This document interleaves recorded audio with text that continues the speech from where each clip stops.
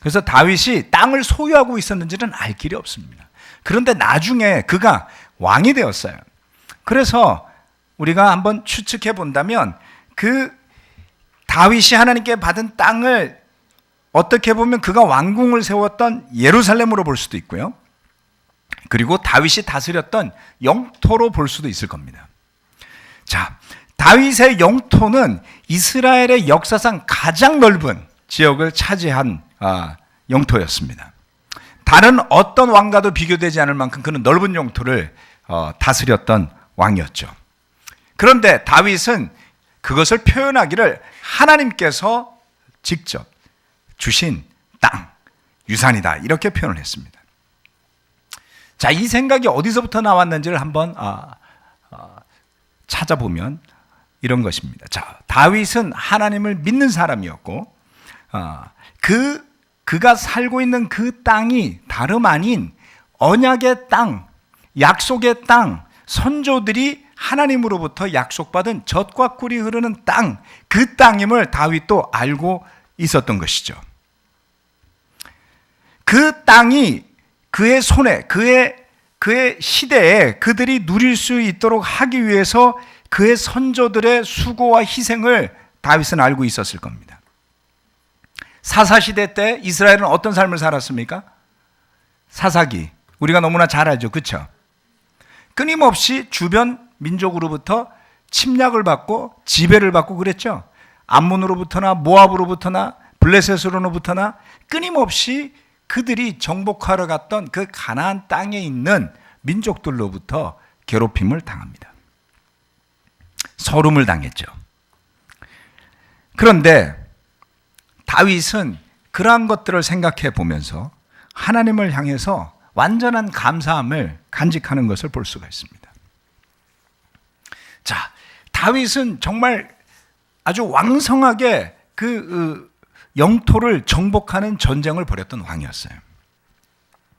그런데 그런 왕에게 그 영토를 한번 보면서 한번 생각을 해보겠습니다. 자, 줄러져서 주신 주님이 주신 모든 것이죠. 그것은 그 영토를 좀 보면 뒤에 그림이 나옵니다만은 이게 잘 보일지 모르겠어요.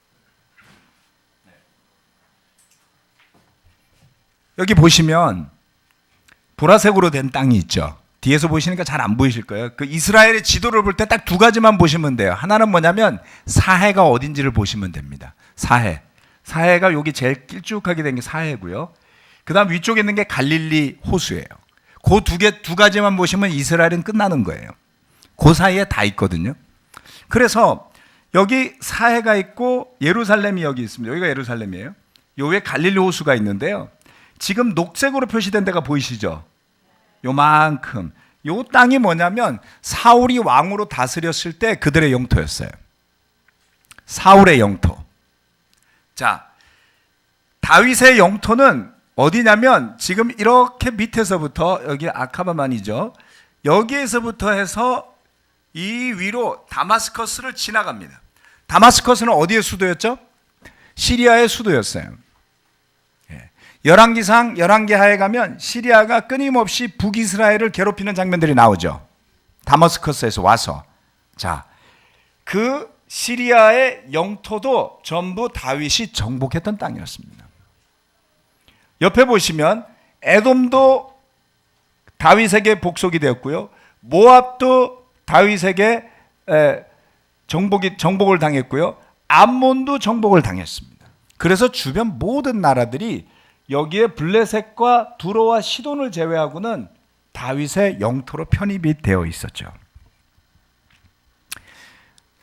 지금의 이스라엘은 요만합니다. 여기 지금 그 당시에 지금의 이스라엘은 사울의 영토보다 조금 더 클 거예요. 지금도 이스라엘은 그렇게 큰 영토를 소유하고 있지는 않습니다. 지금 이 북쪽 갈릴리 호수 북쪽에 있는 다마스커스 위로는 시리아와 레바논 쪽이 나눠서 가진 땅이 되었습니다. 자, 이처럼 왕성하게 정복을 하는 왕이라면 이 영토가 만족스러웠을까요? 아니면 더 많이 정복을 하고 싶었을까요? 더 많이 정복하고 싶었겠죠. 묘하게도 그 넓은 영토를 정복을 하는데 살펴보면 여기에 그 블레셋 지역에 5성이 들어있는 지역이 가자지구라고 요즘 부르죠. 가자지구라고 해서 이스라엘에 압박받는 그 팔레스타인 사람들이 사는 지역이에요. 이스라엘에 대해서 매번 이야기 나올 때마다 여기입니다. 여기 그 사람들이 그 당시에도 이 팔레스타인 지역은 정복되지 않았어요. 그리고 두로와 시돈이라는 나중에 솔로몬이 성전을 지을 때 통나무와 일꾼들을 보내주었던 그 도시도 정복되지 않은 상태였습니다. 그런데도 다윗은 자신의 영토에 대해서, 자신의 땅에 대해서 충분히 하나님께 감사하고 기뻐하고 있었습니다. 자, 사울은 같은 왕이었지만 사울은 평생 전쟁만 하다 죽었어요. 그렇죠? 하나님께 넉넉한 감사를 드릴 기회도 없었습니다. 오히려 거의 평생을 쫓겨다니다시피 하면서 범죄자 취급을 받았던 다윗은 왕이 되고 난 이후에 그가 하나님께 받은 것들을 충분히 감사하는 마음을 표현하는 것을 시편을 통해 여러 번 볼 수 있습니다. 자, 사울도 유산을 받았고 다윗도 유산을 받았어요. 그런데 그들이 각각 물려받은 유산에 대한 태도가 달랐던 것이죠. 사울은 그 왕위를 지키기에도 너무나 급급했습니다. 그래서 사울은 평생을 아주 검소하게 살았다 그래요. 왕이었음에도 불구하고. 그래서 사울의 왕궁토로 추정되는 자리가 발굴이 되었는데요. 왕궁이라고 보기에는 아주 초라한 조그마한 자리를 차지하고 있었다고 합니다. 굉장히 검소하게 주변 민족들과 싸우면서 평생을 전쟁하느라 보낸, 말하자면 애국자였겠죠. 그러나 그런 사울의 삶에 풍요로움과 감사함은 없었습니다. 자, 하나님은 저와 여러분에게도 유산을 주셨어요. 여러분 물려받은 유산이 있습니까? 믿음으로? 아파트 말고. 네?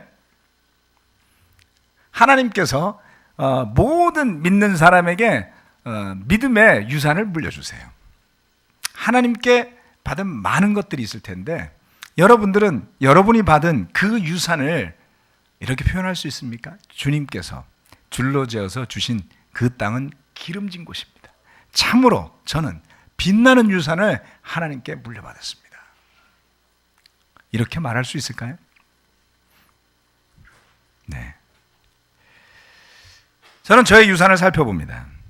그것이 저에게는 저의 가정이고 제 주변에 소중한 친구들이고 저는 자주 바이블톡을 옮겨 다닙니다만은 옮겨 다닐 때마다 소속하는 바이블톡이고요.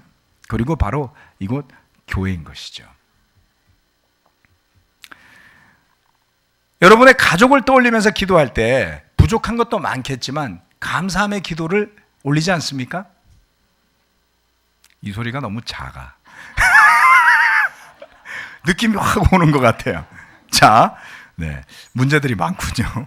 자, 여러분의 바이블톡을 떠올리면서 기도할 때 여러분의 입술에서부터 주님은 참으로 놀라운 빛나는 유산을 저에게 주셨습니다라고 이야기하세요? 이제 좀 커졌네. 가정보단 바이블톡이 낫군요.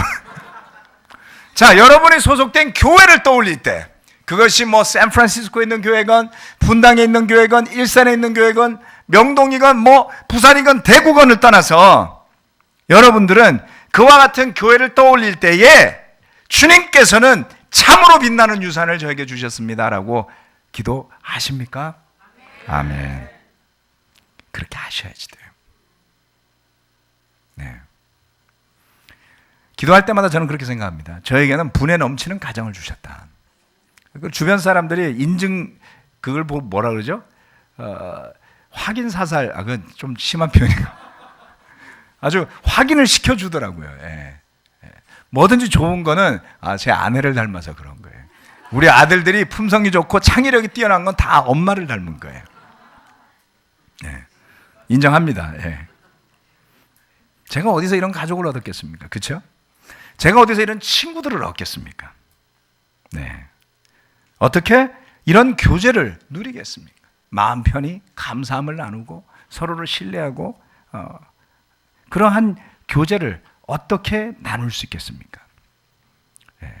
이처럼 참으로 나는 빛나는 유산을 물려받았습니다 라는 고백이 여러분의 입술에서 흘러나온다면 그야말로 여러분의 가정, 여러분의 바이블톡, 여러분이 속한 그 교회가 그러한 하나님의 축복을 받는 곳으로 변할 겁니다. 그 믿음이 혹시라도 없으시면 다음 구절을 보시면 돼요. 이게 어디로 넘어가 버렸네? PPT 다시 좀 띄워주실래요? 너무 짧아가지고. 시스템실? 네, 나왔어요. 자, 여기. 자, 다음은 밤마다 내 마음에 깃드는 주님의 교훈입니다. 자, 이 말씀 16장 7절 말씀은 주님께서 날마다 좋은 생각을 주시며 밤마다 나의 마음에 교훈을 주시니 내가 주님을 찬양합니다. 자, 다윗은 무엇을 이야기합니까? 밤마다 그의 마음에 어떤 교훈이 들어와요. 날마다 그에게 좋은 생각이 들어옵니다. 여기에 좋은 생각이라고 하는 단어는 조언, 계획이라는 뜻이에요. 다윗이 왕이었는데 얼마나 할 일이 많았겠어요. 그렇죠? 그죠? 자, 이게 왔다 갔다 하네요. 자, 다윗의 머릿속에 얼마나 많은 생각이 있었겠습니까? 여러분 여기에 사업하시는 분들도 있고 직장을 다니시는 분들도 있고 가정주부도 있고 많아요. 여러분들 날마다 계획 세우시고 날마다 고민하는 가운데 조언도 구하시죠. 그것이 날마다 좋은 것으로 들어오나요? 이 부분을 우리가 잘 생각해야지 됩니다. 다윗은 이야기하기를 주께서 날마다 그에게 좋은 생각을 주셨다 그랬어요. 그는 날마다 주님으로부터 좋은 조언을 받습니다. 그랬지 못했던 날이 딱 하루 있었죠. 밧세바를 본 날. 그러나 그 날을 제외하고 다윗은 날마다 주님께 좋은 생각을 받습니다. 그가 어떻게 골리앗과 싸울 수 있겠습니까? 그가 어떻게 수많은 전쟁터에서 승리할 수 있었겠습니까? 그가 어떻게 범죄자로 쫓김을 당하면서도 올바른 마음을 간직할 수 있었겠어요? 그가 날마다 주님께로부터 좋은 생각을 받지 못했더라면. 여러분, 어떠한 조언과 계획을 받느냐가 우리가 어떤 사람이 되는지를 때로는 결정하기도 합니다.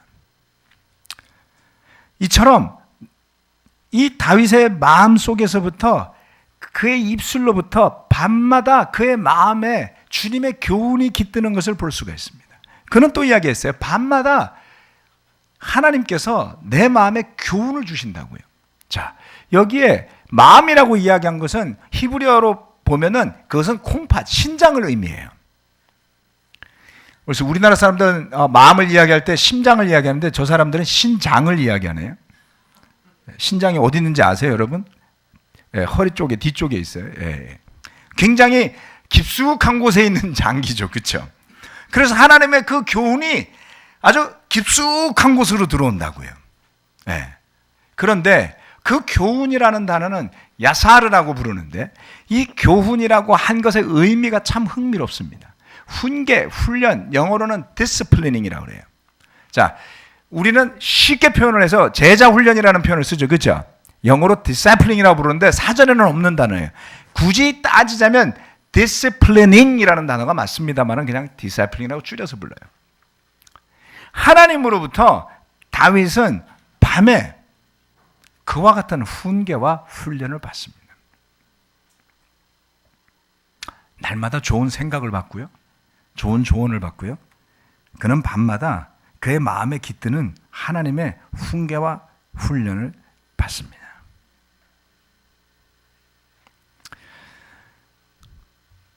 다윗이 주님으로부터 받은 것을 잘 살펴보면 놀라운 사실을 발견하게 되죠.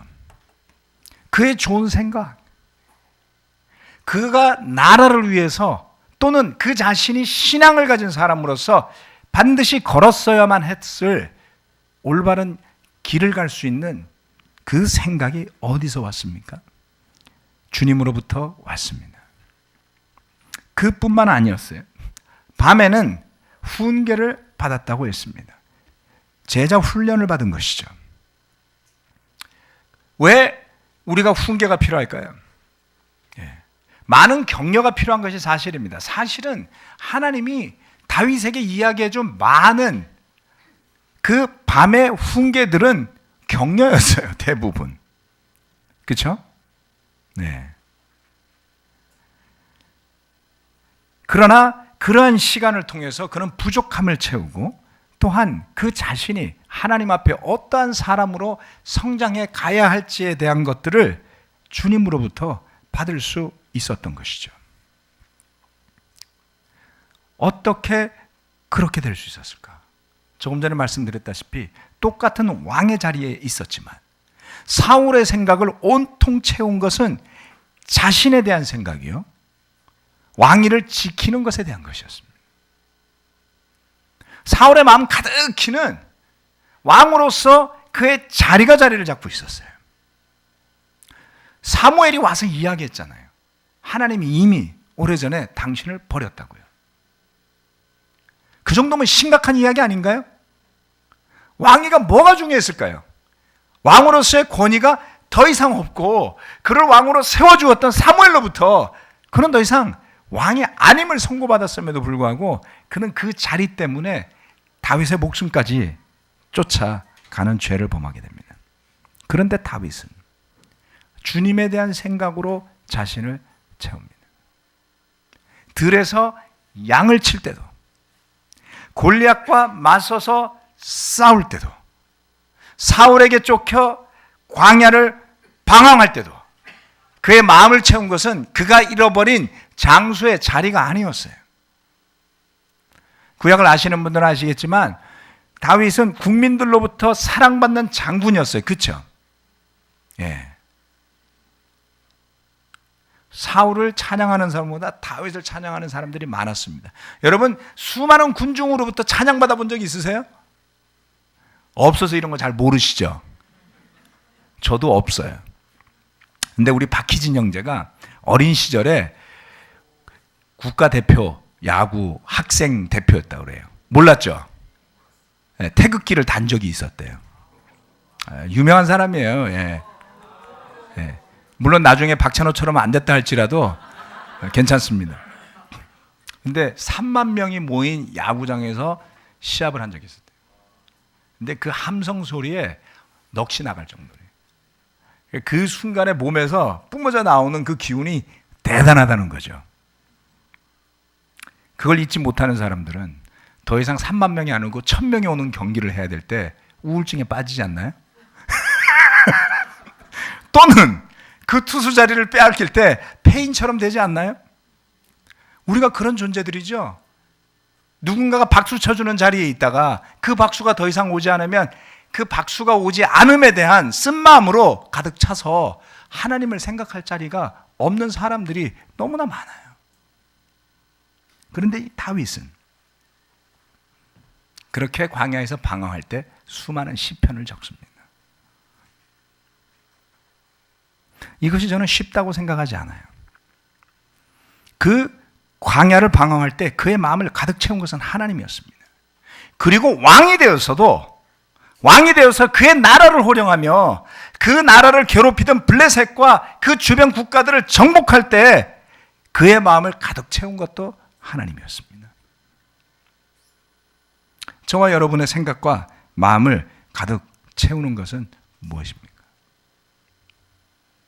나의 생각, 나의 계획, 나의 감정, 그것이 나를 감싸고 있다면 그 결과는 너무나 뻔해요. 많은 사람들은 교회 문제가 뭔지를 열심히 고민합니다. 저도 수없이 고민해 봤어요. 머리가 그렇게 나쁘지 않은 것 같은데 답이 없어요. 사람은요, 한 3, 4명만 모아놓으면 답이 없어져요. 한 3, 4명이 모여가지고 다퉈보세요. 누가 답을 줄 수 있죠? 거긴 답이 있을 수가 없어요, 여러분. 네. 네가 오라 그러면 편들기라고 욕먹고요. 둘 다 맞아 그러면 양비론이라고 또 욕먹고요. 답이 없죠. 자기의 계획과 자기의 생각과 자기의 감정으로 가득 둘러싸인 사람들이 모이면 거기에는 끊임없는 투쟁, 분쟁, 분열, 시기, 질투, 수군거림이 넘쳐날 겁니다. 그러나 날마다 주님께서 주시는 좋은 것을 받기 위해 기다릴 줄 안다면, 그것을 듣고 싶어서 잠자리에 누우면서도 하나님께서 나의 마음에 교훈을 주시기를 갈구하는 마음을 가지고 산다면 어떻게 될까요? 우리가 마음을 열 수만 있다면 하나님께서 우리를 훈계하실 겁니다. 사실 오랜 시간 지나면서 배우고 깨달은 게 하나 있어요. 준비되지 않은 사람을 훈계할 방법이 없다는 거예요. 즉 스스로가 하나님의 생각으로 자신을 채우려고 하는 사람은 누군가가 잘 도와줘서 훈계가 되는 게 아니에요. 이미 그 사람의 마음은 준비되어져 있는 것 아니겠습니까? 그래서 무리하게 그 마음을 바꾸게 만든다고 하는 오만한 생각들이 생채기를 만들고 상처를 만들고 불신을 만들어내죠. 그것을 진정한 의미에서 제자 훈련이라고 부른다면 우리는 큰 실수를 하는 걸 거예요. 그렇지 않습니다. 각각의 형제 자매들이 날마다 주님 앞에서 하나님의 좋은 생각을 받기 위해 힘써야 할 책임이 여러분 개인에게 있습니다. 그리고 하나님께서 그러한 여러분의 마음을 사랑과 은혜와 감사로 채워주신다면 여러분의 부족함을 보는 게 그렇게 어렵지가 않아요. 그렇지 않나요? 여러분 성경 공부할 때 한번 생각해 보세요. 얼마나 감사했는지. 부족함을 자기가 스스로 고백하잖아요. 그렇죠? 자기가 고백하는 사람 도와주는 게 뭐 그렇게 어려워요. 그래서 변화하는 거예요. 성경 공부를 누가 잘 인도해서 변화한다, 그런 거 없다고 제가 말씀드렸죠. 물론 막 엉망으로 하라는 뜻은 아니에요. 준비는 잘 하세요.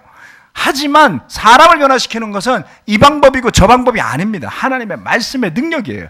우리가 그걸 믿어야 되지 않겠습니까? 그래서 그처럼 주님 앞에 서 있는 사람을 돕는 일, 제자 훈련은 얼마나 기쁜 일이 되겠습니까? 저는 이제 한 10몇 년 동안 진짜 신물나게 이야기했던 제자 훈련 논란이 끝났으면 좋겠어요. 네. 아직도 여러분 거기에 대해서 방황하시는 분들이 있다면 집에 가서 제발 곰곰이 생각해 보세요. 네. 그렇죠? 이제 벗어나야 할 때가 온 것 같습니다. 우리 각자가 하나님 앞에 서고 우리 각자가 그와 같은 주님의 교제를 열망하고 갈 수 있다면 이 수많은 사람들이 날마다 좋은 생각을 하나님으로부터 받고 날마다 하나님의 훈계를 열망하고 산다면 어떤 기적이 벌어지겠습니까, 여러분? 그것을 위해 저는 기도하고 싶습니다. 제 스스로가 그와 같이 살아야 되겠죠. 시편 16편 8절 말씀 마지막으로 읽겠습니다. 다 같이 읽어볼까요? 시작. 주님은 언제나 나와 함께 계시는 분, 그가 나의 오른쪽에 계시니 나는 흔들리지 않는다. 아멘. 네, 이것은 대단한 말씀이에요. 왜냐하면 주님이 언제나 나와 함께 계시고 나의 오른쪽에 계시다. 자, 히브리서 말씀드리면서 보좌 위에 서 계시는 예수님을 말씀드렸죠. 이건 거의 그 모습이에요. 그렇죠? 하늘의 보좌에서 하나님의 옆에 서 있는 예수님의 모습이나 다름없지 않습니까? 예. 우리가 그처럼 날마다 하나님을 사모하는 마음으로 살아간다면 그런 든든함 속에서 가게 되는 것이죠. 비로소 시큐어하다는 거예요. 안전한 것이죠. 내가 나를 지키려고 아둥바둥할 필요가 없더라. 내가 나를 변명하려고 아둥바둥할 필요가 없더라. 그리고 나면 얼마나 우리 서로의 관계가, 우리가 서로를 돕는 일이, 또 나아가서 복음을 전하는 일이 강력하게 일어나겠습니까? 여러분, 여러분들이 하나님이 여러분에게 주신 달란트를 과소평가하지 마세요. 우리가 그것을 바르게 쓸 수만 있다면, 이 수백 명의 사람들이 모여서 마음껏 모을 수만 있다면, 광야의 백성들이 모아서 그처럼 아름다운 성막을 만들었는데 여러분이 사는 것은 광야가 아니고 엄청나게 발달한 대도시, 그 중에서도 최고의 중심이 되어가고 있는 잠실에서 예배를 드려요. 물론 이 동네 다 사는 건 아니지만 그냥 그렇다고 생각하십시오. 무슨 상관이겠습니까? 얼마나 배운 사람이 많은지 몰라요. 얼마나 많은 역량이 있는지 모르겠습니다.